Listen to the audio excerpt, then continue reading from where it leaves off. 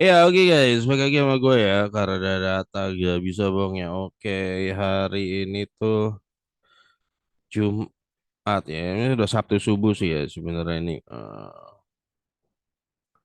tanggal 3 Agustus 2024 IHSG Jumat kemarin ya roboh tipis ya nggak masalah lah ya. Ya oke, gue pengen bahas hari ini laporan Q2 2024-nya Campina yang hari ini heboh RB.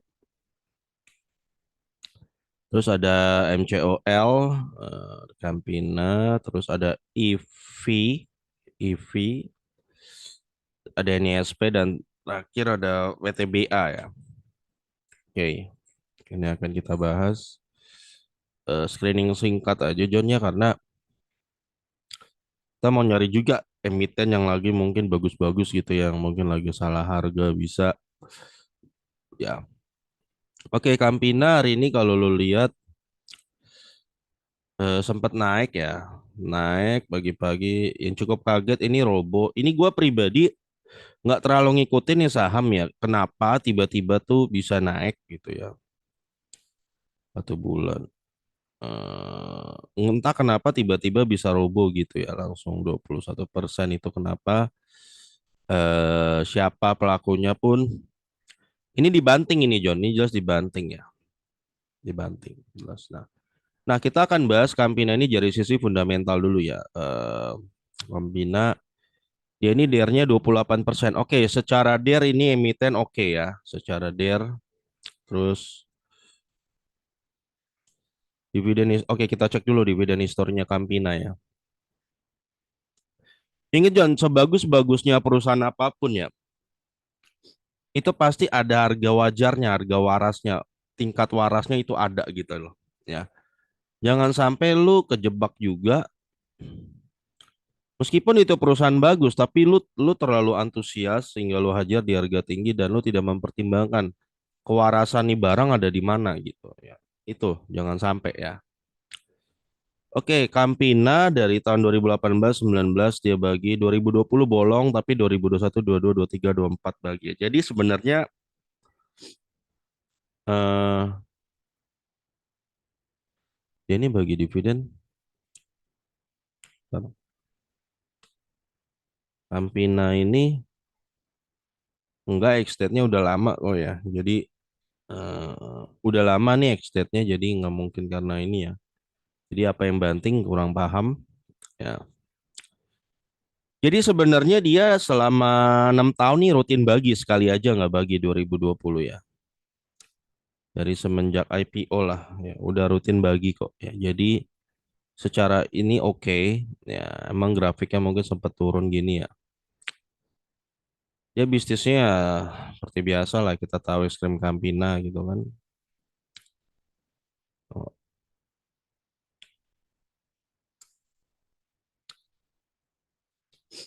Campina pemegang saham Sabana 83% dan 16% ini masyarakat. Di masyarakat ada sekitar ya 600 juta lembar ya kira-kira. Kalau kita lihat ya John, memang kita melihat dia turun di sini tiga ya. Dibandingkan tahun lalu turun. Ya, ya, sehingga kalau dari sisi dividen sih cukup menarik ya, cukup menarik karena dia bisa bagi 90%. DR-nya memang memampukan dia melakukan itu ya. Pernah malah bagi 205%. Nah, kita bicara apesnya aja dulu ya John ya. Harga apesnya dia untuk saat ini kira-kira tembus 13 IPS-nya nih. Ya. Kalau dia bagi dua 90% lagi nih. Ini ceritanya lagi apes nih lo ya. Segini dia kinerja apesnya dia.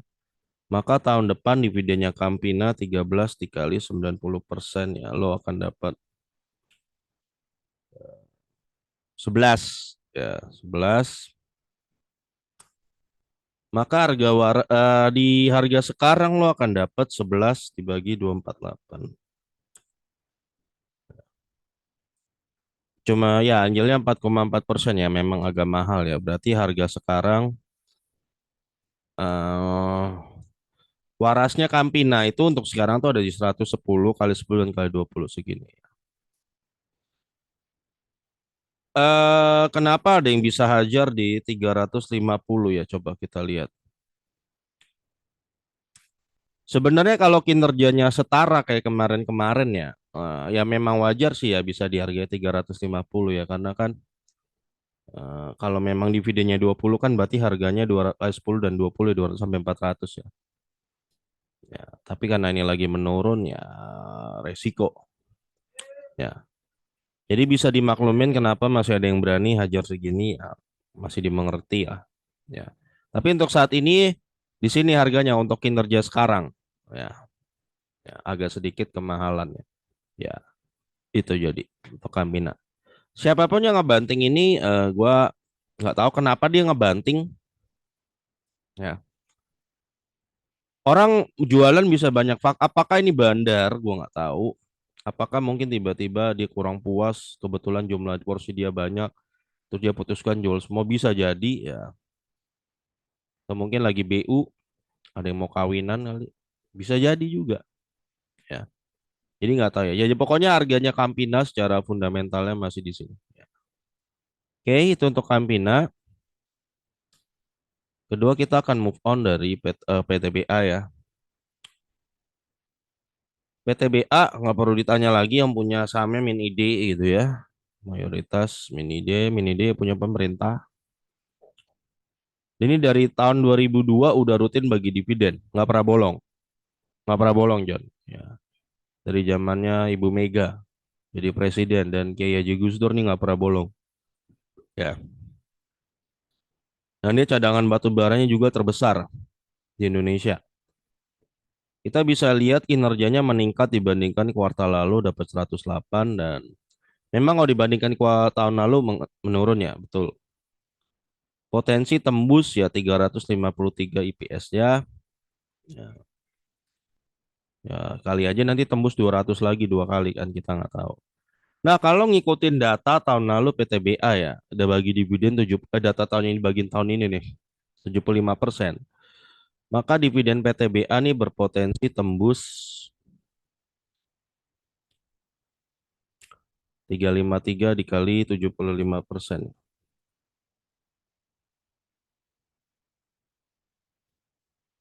Ya, sekitar 264 ya. Ya, dividen PTBA. Ya, 260. PTBA nih DER-nya 97% ya, agak gede dikit ya. Jadi 264. Jadi kalau di harga sekarang ya, ini paling apes ya kayaknya lo dapat 264 di 270. Ya 9,7%. Ya lumayan lah. Memang nggak segede tahun lalu tapi ya betul John, namanya investasi lo harus siap bahwa kadang-kadang kinerjanya menurun apalagi cyclical gini ya udah harus siap. Apalagi lo yang kemarin udah terima berkali-kali gede ya 15%, 30%, ya 15% lagi gitu ya. Ya lo harus siap juga terima di saat dia porsi lagi eh, labanya lagi kurang nggak segede tahun sebelumnya seperti itu ya. Nah, masalah konflik Israel dan kemarin katanya pemimpin Hamas juga baru meninggal gitu kan. Apakah Timur Tengah bakal makin memanas ya nggak ada yang tahu John. Tapi setahu gue John namanya kalau makin memanas itu sektor energi namanya selalu diincar. Jadi kenaikan harga. Nah itu John. Ya, ya gue nggak bahas politiknya ya. Maksud gue dari sisi ininya selalu sektor energi yang akan menguat gitu loh. Jadi kalau menurut gua nggak salah sih lo pegang whole energy yang lama gitu ya. Kalau menurut gua, bahkan Pak LKH bilang ada dua sektor yang bisa dipegang selamanya kalau bisa, perbankan dan energi ya, sama batu bara gitu kan. Apakah batu bara bakal digantikan oleh eh, energi terbarukan ya? Lihat aja nanti ya. Tapi setahu gue penduduk makin banyak kayak Cina dan India mau melepas batu bara tuh gimana? Penduduknya selalu tambah banyak. Butuh otomatis butuh terus dong. Ya butuh pasokan terus itu. Ya. Kita juga tambah banyak, pasti butuh pasokan terus. Mau idealisme, kalau nanti idealisme ternyata idealismenya itu ternyata mahal gitu loh. Yang ngerugin diri sendiri kalau gue kata gue ya.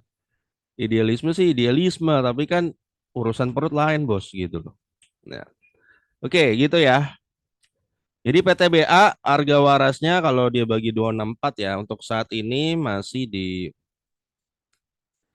kali 10 aja 2.640 sampai 5.380. Masih di harganya John. Meskipun ini kinerja yang menurun ya. Ya. Batu bara wajar John, kumpulin nanti suatu hari mungkin ya. Gue bukannya mau nyumpain ada perang gitu ya. Eh pokoknya bukan kita nyumpain, gue maunya damai gitu loh. Tapi namanya itu kan sebuah konsekuensi natural gitu. Ada perang, sektor energi naik. Kayak kemarin Rusia kayak gitu, perang lawan Ukraina kan tahu-tahu batu bara melejit kan. Ya, bukan kita nyumpain gitu loh. Tapi namanya hidup di dunia ini penuh konflik ya kayak begitu. Kalau orang pada egois satu sana satu sini ya, bahkan tercipta kedamaian seperti itu. Maksud gua. Ya. Nah, itu aja John. Jadi kalau dari gua namanya kalau perang biasanya sektor energi diuntungkan. Ya makanya kadang timbul konspirasi juga. Apakah betul petinggi adanya elit global ini yang pengen adanya perang gitu supaya harga-harga naik dan mereka diuntungkan? Bisa nggak terjadi gitu ya? Mungkin aja. Tapi gue nggak ada bukti. Gue nggak mau ngomong segala hal yang berbau konspirasi gitu ya, karena nggak ada bukti. Seperti itu ya. Kita bicara yang real-real aja, bagaimana lo sebagai seorang investor beradaptasi gitu. Oke, PTBA, dan sekarang kita move on ke MCOL ya. MCOL ini juga batu bara. Ya. Ini dari IPO udah rajin bagi dividen, jadi nggak perlu ditanya nih. Wah, rutin tuh. Wah, gede-gede juga. MCOL dia satu grup sama Maha. Maha ya, Maha tuh anak perusahaannya. Maha. Terus dia DR-nya ini kecil 33% ya. Jadi emiten ini utangnya kecil banget. Ya. Dalam 3 tahun terakhir dia bagi dia selalu 60%. Nah ini bagus. Ya. Nah kinerja memang lagi agak ngedrop ya. Tapi bisa dimaklumin lah. Namanya batu bara kan lagi turun wajar.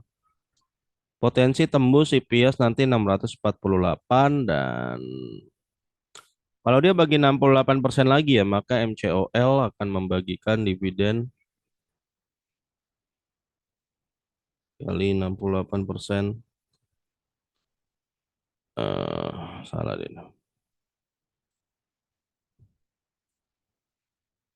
440 John, MCOL ya.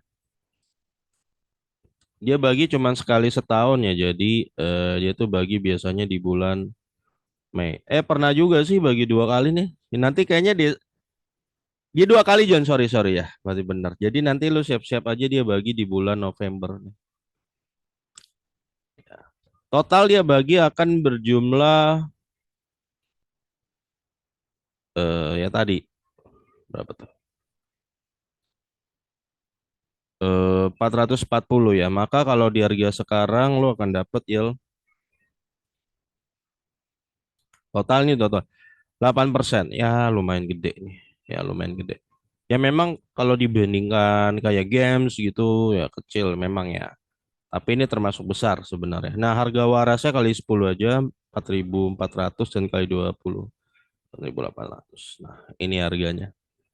Jadi ini masih di range-nya nggak masih ya, MCOL ya. Bisa lu jadikan faktor pertimbangan untuk diversifikasi ya MCOL kalau menurut gua. PTBA juga meskipun lagi ngedrop tapi masih di harga. Intinya gini John, selama lo masih pegang saham di harganya ya. Kalau gue sih nggak bakal takut gitu, nggak bakal terlalu takut gitu loh. Ya, nggak bakal panik gimana gimana gitu. Gue paling takutin nih misalnya itu barang harga wajarnya itu cuma 200 tapi lu beli di harga 2.000. Nah, itu gila. Itu baru lu mulai takut. Tapi kalau ada barang harga wajarnya misalnya di 5.000, lu pegangnya masih di 3.000 4.000 ya slow aja. Kalau gue gitu doang John, nggak ada teknik yang spesial gitu, nggak ada. Cuman paham gitu doang, lu beli barang di harganya lu pasti nggak rugi gitu. Kecil kemungkinan lu rugi, bukan nggak pasti, bukan pasti nggak rugi lah. Kecil aja gitu loh. Ya, kalau lu beli barang di harganya, kalau bisa di bawah harga. Ya misalnya kayak tadi nih, MCOL batas bawahnya 4.400 kan. Kalau lu bisa dapat 3.000 tuh barang, udah lu cekakak cekikik doang.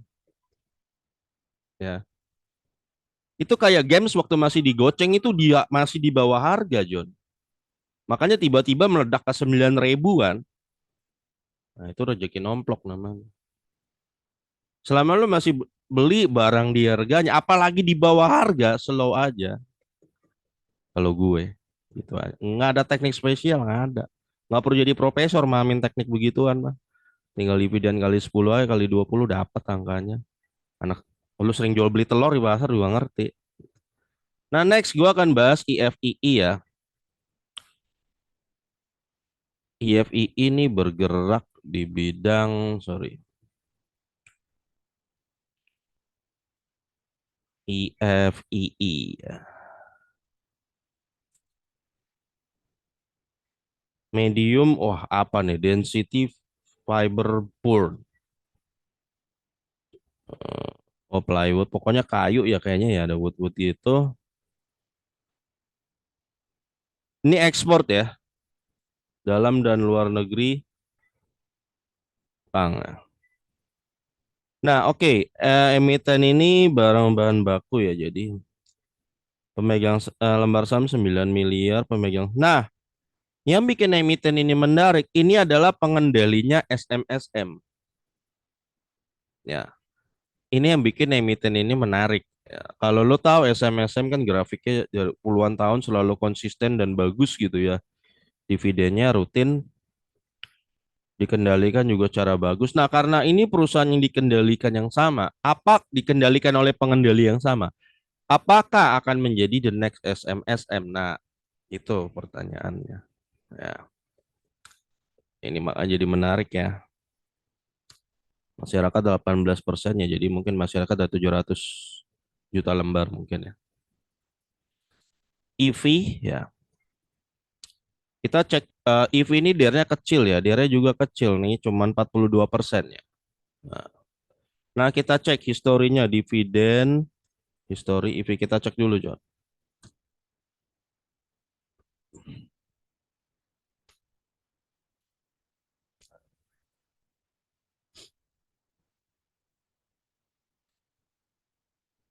2020 bagi ya, 2021 bolong, 2022, 23, 24 bagi ya. Jadi saham EV ini kayaknya belum lama IPO ya.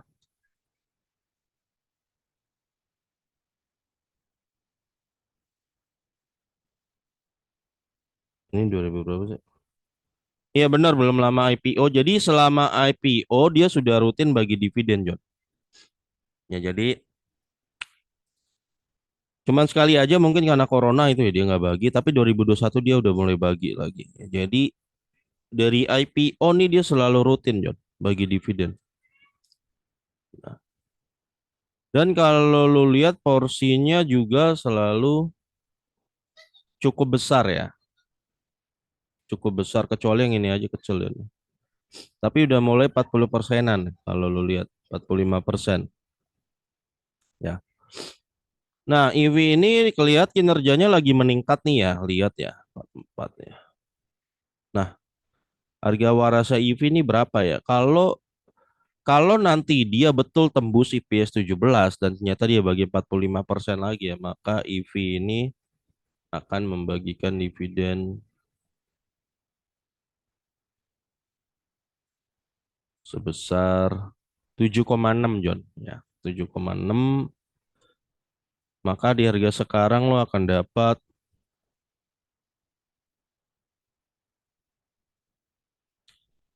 4,1 ya. Ya lumayan tapi agak mahal dikit ya. Jadi di harga sekarang harga Warasa EV adalah 7,6 kali 10 76 dan kali 20 105 sorry 152. Jadi di atas 152 agak mahal ya. Jadi memang ini gue bilang nih perusahaannya berprospek ya, cuman harganya lagi agak tinggi dikit aja. Kalau lo mau masuk menurut gue nunggu dulu aja, nunggu dulu. Dia nanti di rank-rank segini, 76 sampai 152. Ya sambil lihat apakah dia bisa jadi the next SMSM ya karena pengendalinya sama ya dilihat aja.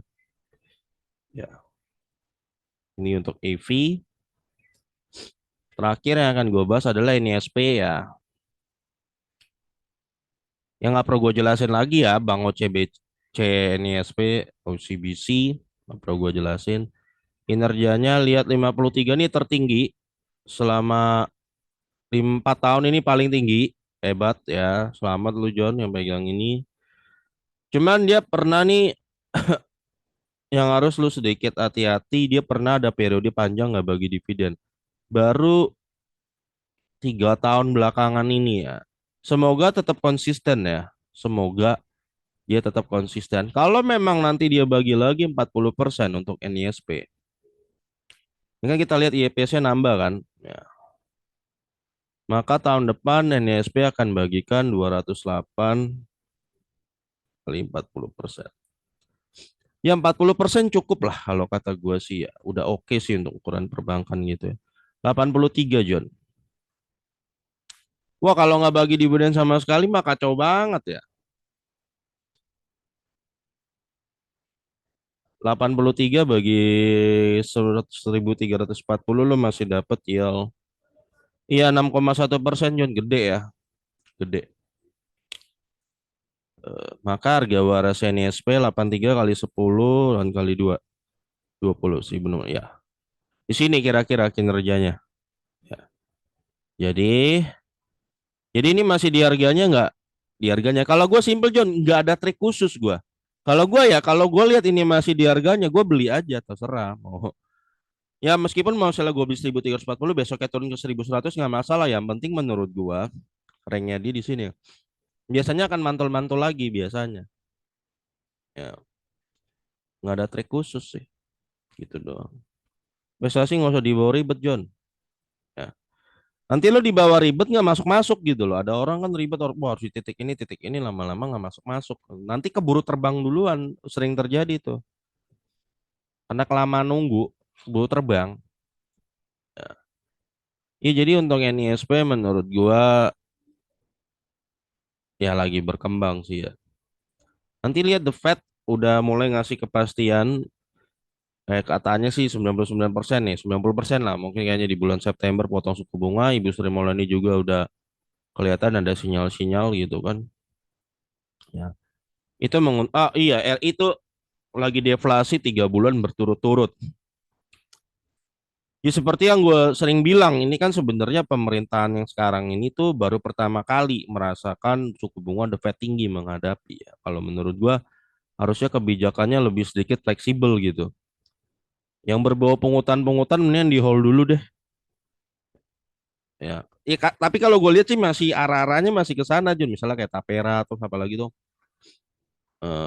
asuransi wajib kendaraan gitu ya. Ya masih berbau-bau pungutan. Kalau dipungut-pungut terus lu bakal deflasi. Masyarakat ini lagi daya belinya tertahan gitu loh Jun. Kalau menurut gue tertahan. Turun sih tipis, oke lah, turun tipis, tapi dia tertahan gitu loh.